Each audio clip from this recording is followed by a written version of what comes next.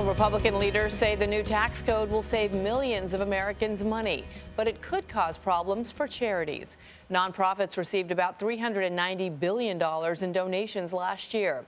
But by some estimates, the new code could result in a drop in $20 billion in donations a year. Jan Crawford is at a charity that feeds the homeless in Washington with why people are concerned the new law could mean less giving. Jan, good morning. Well, good morning. For organizations like So Others Might Eat here in the nation's capital, the end of the year tends to mean a spike in donations. That's because people see charitable contributions as a way they can cut their tax bill. But next year, that might change. That's good enough. With temperatures in Washington dipping below freezing, these Salvation Army volunteers are hitting the streets. There you go. Hot chocolate or water? Hot chocolate. Handing out food to those in need. But organizations like these across the country rely on donations.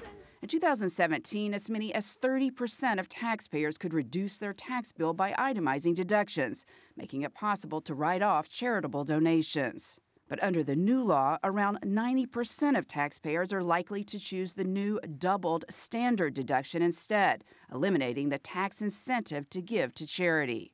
There'll be 30 million fewer people itemizing their taxes. United Way CEO Brian Gallagher says his organization is able to serve 60 million people a year thanks to more than $3 billion in charitable donations. The average contribution by a United Way donor in the U.S. is about $350.